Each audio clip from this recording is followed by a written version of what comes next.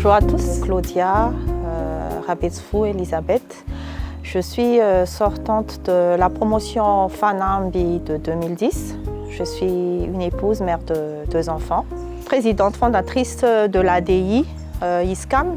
Aujourd'hui appelée alumni dont Michael Anthony est le président. Je suis membre du bureau avec Rad Rangenatwanj qui est vice-président et Eli Rangenatwanj, ainsi que tous les membres du bureau. Également ancienne vice-présidente de l'International Advisory Board de l'ISCAM, vice-présidente du FIF Ndjuna Panjara Malagasy, vice-présidente du groupement des transitaires à Madagascar, membre du CNFE, administrateur auprès du Bureau des normes de Madagascar et représentant du FIFPAMA auprès du Bionco, ainsi que membre de l'association Faustinium à Befelata. Brièvement, mon parcours, donc j'ai eu mon bac il y a déjà très longtemps. Après ça, j'ai travaillé. J'ai repris les études en 2000 à l'ISCAM jusqu'en 2004 en DEPA, parcours commerce international.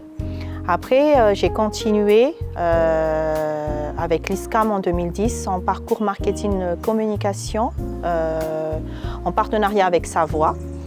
Et après ça, j'ai repris les études, c'était en 2023 avec Stanford, STP. Et en 2024, j'ai eu donc une formation avec London Port Academy sur la logistique.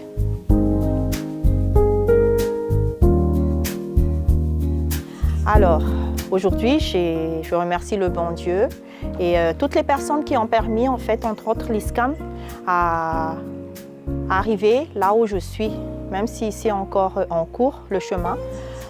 Je peux dire qu'il y a eu déjà quand même un parcours qui a été réalisé grâce à toute une équipe derrière. Et c'est pour ça que j'ai vraiment l'immense fierté de vous présenter nos sociétés, nos groupes de sociétés. Tout d'abord, on va commencer par la plus petite, celle qui œuvre dans la TPI, dans l'agro-business, qui est Signature, qui se tourne vers tout ce qui est donc exploitation autour du cacao, de la transformation du chocolat jusqu'à la mise en commercialisation. Après, on a une petite PME qui est Signature, qui est plus dans l'Institut de beauté bien-être. Donc, comme son nom l'indique, ça touche donc tout ce qui est beauté, bien-être, que ce soit dans la production des produits, dans le partenariat avec les groupes comme L'Oréal à Madagascar, à l'international, ainsi que tout ce qui tourne autour du bien-être, à savoir le corps, le visage et les cheveux. On est présent à Nalamaïti à Bali Tower depuis 5 ans également et on a ouvert une deuxième signature à Ntsakavir l'année dernière. Et troisièmement, le noyau de notre groupe qui est le groupe IMEX MCE MBT. Alors c'est représenté par 3 sociétés bien distinctes mais complémentaires. Comme on est dans la stratégie verticale, on a tout d'abord la société IMEX qui a été créée en premier il y a déjà plus de 15 ans, qui est dans le secteur du groupage entre l'Asie, Madagascar, l'Europe et le Canada. Après, on a MBT, qui est la société de transit. Et on a également MCE qui est notre société à l'étranger, notre filiale qui représente tout ce qui est sourcing et partenariat avec l'étranger, ainsi que récemment, depuis 2019, une société également de transport. Donc on œuvre vraiment dans tout ce qui est forwarding, shipping, clearance, custom, et tout ce qui est accompagnement des clients, des partenaires, des usagers en termes de logistique. Et voilà donc les secteurs dans lesquels on œuvre. Donc on est dans le secteur primaire, le secteur secondaire et le secteur tertiaire, à travers Madagascar et à l'international. Après, le parcours ISCAM, ça tombe sous le sens puisque la culture entrepreneuriale est très présente à l'ISCAM depuis la première année. Et je pense qu'inconsciemment, on nous inculque déjà de devenir entrepreneur à la sortie de l'Institut. Donc c'est déjà une mode de vie qui nous a été inculquée depuis plusieurs années, depuis l'ISCAM. Et c'est une des raisons pour laquelle j'ai dans le coin de la tête, ça a été toujours d'entreprendre, peu importe ce sera après combien d'années, mais cette idée d'entreprendre était toujours, je pense, inculquée, comme je l'ai dit tout à l'heure, par l'Institut et par les périples qui m'ont été en fait parcourus depuis. Il y a un dicton ou un proverbe qui dit que c'est bien de faire ce que vous aimez, mais il est préférable d'aimer ce que vous faites. Encore une fois, je réitère mes remerciements envers le bon Dieu, envers mes parents et toute l'équipe parce que j'ai l'opportunité d'exercer le métier que j'aime. La formation que j'ai effectuée, eh bien, je l'applique aujourd'hui et depuis dans le métier que je fais. Je vous ai dit tout à l'heure que je suis dans le commerce international. Eh bien, je suis tout à fait dedans. Dans notre métier, on est vraiment dans tout ce qui est transversal du commerce international. Après, le marketing, c'est ce qu'on fait là. C'est un exemple. C'est ce que j'ai étudié aussi à l'ISCAM. Donc, ça, c'est notre quotidien, le marketing, la communication. Et d'ailleurs, pour ça, on a maintenant notre département digital marketing. Et c'est tout ça, en fait, qui fait que le parcours, donc, c'est vraiment quelque chose qui, maintenant, on utilise et qui est vraiment très utile et nécessaire dans notre parcours entrepreneurial. On a parlé de signature tout à l'heure. Eh bien, par exemple, pour le Master 2, mon thème de mémoire, c'était sur les huiles essentielles. Et maintenant, je l'applique puisque nous aussi, en fait, on cultive tout ce qui est ravitard dans le sud-est, le niaouli également. Et on est maintenant aussi dans tout ce qui est huile essentielle. La plus grande réussite, je pense qu'on est, comme je l'ai dit tout à l'heure, on est en cours. On ne peut pas dire qu'on a réussi parce que on est encore dans un parcours en fait où on a beaucoup à faire. Il y a beaucoup à faire et il y a beaucoup qui reste à faire. Heureusement, maintenant, on commence donc à bien établir les murs, les fondations. Donc, disons que jusqu'ici, on a bien établi tout ce qui est fondation, si vous voulez, le commencement. Mais comme je vous l'ai dit, on n'est pas encore dans cette phase de réussite, on est encore dans la phase vraiment où on est en plein développement, on est en plein croissance et surtout on est en plein recherche de tout ce qui est mis à norme à l'international. Mais tout d'abord, tout ce qui est mis à norme donc, dans les procédures au niveau national, c'est-à-dire à Madagascar. Donc on ne peut pas dire qu'on a réussi aujourd'hui. Quoi qu'il en soit, je tiens à remercier encore une fois toutes les personnes qui ont permis qu'on soit là aujourd'hui parce qu'il y a déjà beaucoup quand même d'étapes qui ont été réalisées jusqu'ici. Bien sûr, il y a eu beaucoup d'échecs, il y a eu beaucoup de difficultés, mais il y a eu également aussi beaucoup déjà d'étapes qui ont été franchies. Entre autres, par exemple, maintenant, on a plusieurs départements qui ont été mis en place. On est en partenariat avec plusieurs également consultants qui nous mentorent, plutôt des experts également. Et ça, c'est quelque chose de nouveau dans l'entreprise.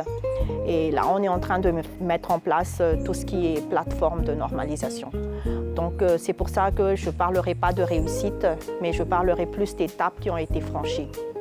Difficulté, eh bien, c'est chaque jour. Entreprendre, c'est un challenge au quotidien. Mais c'est ça qui fait en fait la beauté de l'entrepreneuriat. C'est un défi sur soi, c'est un défi avec toute l'équipe, c'est un défi avec tout ce qui se passe. Et on a commencé depuis le Covid, ça c'est encore amplifié. Il y a beaucoup d'imprévus tout le temps, toutes les heures, tous les jours. Mais comme je vous l'ai dit, quand on entreprend et que comme c'est une passion, donc chaque défi, chaque challenge, chaque échec devient une adrénaline qui vous pousse en fait à aller de l'avant, à réussir mieux et qui vous motive encore davantage en fait que voilà, votre défi n'est pas encore là, mais justement vous avez encore beaucoup à apprendre. Et vous avez encore beaucoup d'objectifs à réaliser et que surtout que justement, que la vie en fait vous fait confiance que vous en êtes capable.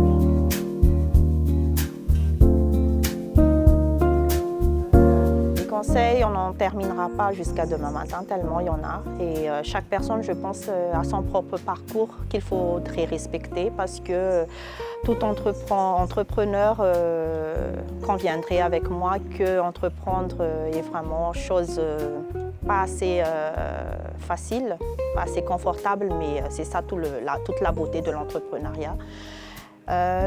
Quel conseil? La foi, tout d'abord. Croyez en Dieu si vous êtes croyant, sinon croyez déjà à une force supérieure. Ça, c'est important parce que la méditation, ça vous aide à prendre du recul, à faire un point sur vous-même et surtout à vous appuyer en fait, sur la force en fait, qui vous aide à avancer. Ça, c'est très important. L'humilité. Je pense que l'humilité en soi est une belle chose parce que ça vous permet en fait de vous ouvrir vers les autres. Une chose que je viens d'apprendre avant-hier, en fait, je savais un peu que j'étais empathique, mais pas plus que ça, puisque je viens d'apprendre que c'est bien de connaître quelqu'un. Et connaître quelqu'un, c'est pas juste connaître la personne en superficialité, mais connaître vraiment l'habitude de la personne, le besoin de la personne et surtout les défauts et la qualité de la personne. Et ça, je viens de l'apprendre avant-hier et je pense que c'était une grande leçon pour moi.